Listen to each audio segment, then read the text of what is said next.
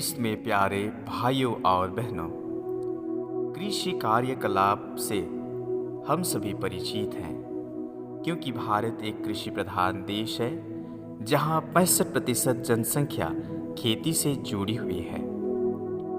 आप सभी यह अनुभव किया होगा कि वर्षा ऋतु में मानसून की पहली फुहार जब धरती पर पड़ती है तो हमारे कृषक भाई बहनों की खुशी का ठिकाना नहीं रहता। वे अच्छी वर्षा और अच्छी फसल की कामना के साथ जुताई कोड़ाई और बोआई के काम में जी जान से लग जाते हैं। आज का सुसमाचार हमारे कृषक भाई बहनों के क्रियाकलाप के पृष्ठभूमि में ही आधारित है। सुसमाचार के दृष्टांत के अनुसार कोई बीज बोने वाला बीज बोने निकला। बोते बोते कुछ बीज रास्ते के किनारे गिरे और आकाश के पंछियों ने आकर उन्हें चुग लिया। कुछ बीज पथरीली भूमि पर गिरे जहां उन्हें अधिक मिट्टी नहीं मिली। वे जल्दी ही उग गए क्योंकि उनकी मिट्टी गहरी नहीं थी। सूरज चढ़ने पर वे झुलस गए और जड़ न होने के कारण सूख गए। कुछ बीज कांटों पर गिरे और कांटों ने उन्हें बढ़कर दबा दिया। कुछ बीज अच्छी भूमि पर गिरे और फल लाए, कुछ 100 गुना, कुछ 60 गुना और कुछ 30 गुना। प्रिय भाइयों और बहनों, प्रभु यीशु विभिन्न प्रकार की भूमि को आधार बनाकर इस वचन सुनने और उनका पालन करने वालों को श्रेणीबद्ध करते हैं। पहले श्रेणी में वे लोग आते हैं जो इस वचन तो सुनते हैं मगर कुछ समझते नहीं। जो कुछ उनके मन में बोया जाता है उसे भी शैतान आकर उठा ले जाता है। उनमें एक प्रकार से इस वचन सुनने की क्षमता ही नहीं है, जिसके कारण वे नई चीज ग्रहण ही नहीं करते और पुराने ढांचा पर ही चलते रहते हैं। दूसरी श्रेणी में वे लोग आते हैं जिनके दिल में इस वचन के प्रति उत्साह तो है, लेकिन उसमें स्थिरता का अभाव है, उसमें जड़ नहीं रहता और थोड़े ही दिन तक दृढ़ रहते हैं।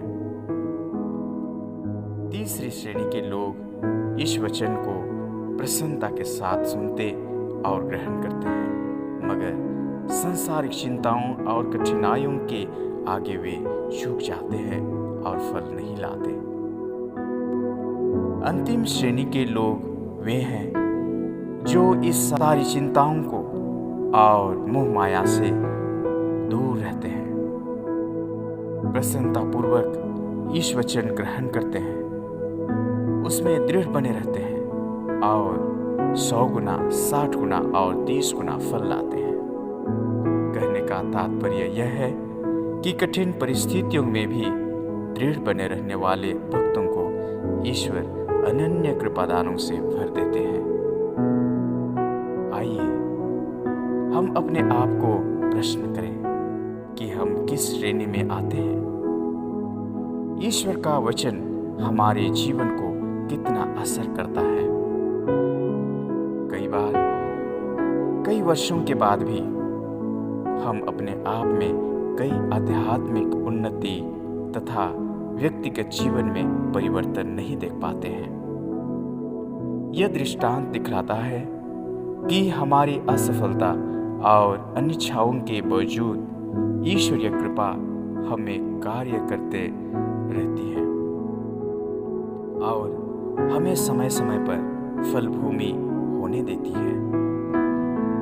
हमारे कृषक भाई बहनों में कोई ऐसा नहीं होगा जो अधिकाधिक फसल की आशा ना करे, और शायद ही ऐसा कोई कृषक होगा जो जानबूझकर रास्ते के किनारे वाली पथरीली अथवा कंटीले पौधे वाली भूमि में बीज बोता है। वह यथासंभव भूमि को अधिक से अधिक उपजाऊ बनाता है ताकि वह 100 गुना, 60 गुना और 30 गुना फल उत्पन्न करे। दृष्टांत का बीज बोने वाला अर्थात प्रभु यीशु अच्छी और कम अच्छी भूमि में फर्क नहीं करता। वह सब प्रकार की भूमि में बीज डालता है। उनकी उदारता और प्रेम सभी मनुष्यों के लिए है जो किसी के प्रति अन्याय नहीं करता। मनुष्य चाहे जैसा भी हो, अच्छा हो या बुरा, ईश्वर अपना प्रेम सब पर बरसते हैं। यह तो मनुष्य पर ही निर्भर है कि वह उसे किस ढंग से स्वीकार करे और उसे अपने जीवन में फलने फूलने दे। नबी इसायास के ग्रंथ से लिया गया पहला पाठ ईश्वर की इस उदारता की चर्चा करते हुए बीज बोने वाला दृष्टांत को गहराई देता है।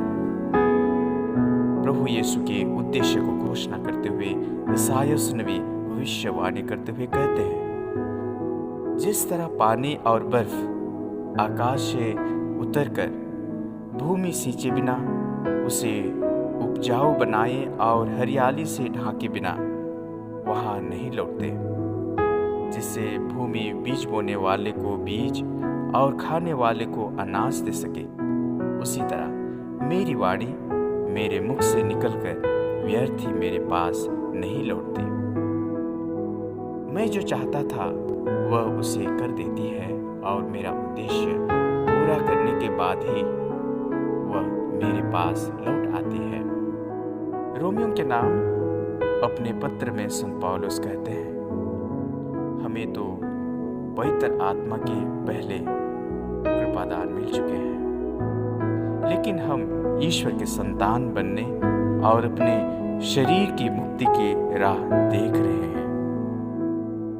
प्रिय भाइयों और बहनों, हमें ईश्वरीय संतान बनने की अवसर हर पल हर घड़ी मिलते रहते हैं, परंतु उन अवसरों के प्रति हमारा प्रत्युत्तर कैसे होनी चाहिए, आज का सुसमाचार के दृष्टांत से हमें प्राप्त होता है।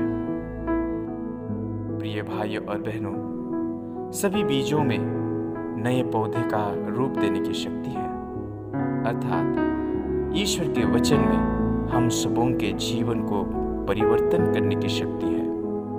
सिर्फ ईश्वर का वचन सुनने वाला का हृदय खुला होना चाहिए। प्रार्थना, निस्वार्थ सेवा, दया एवं अन्य ईश्वरीय गुण ही एक ऐसी शक्ति है जिसके द्वारा हम 100 गुना फल ला सकते हैं। आइए आज हम इस दृष्टांत पर मनन चिंतन करते हुए ईश्वर से कृपा मांगे कि हम भी अच्छी और उपजाऊ भूमि बन सके और 100 गुना फल ला सके।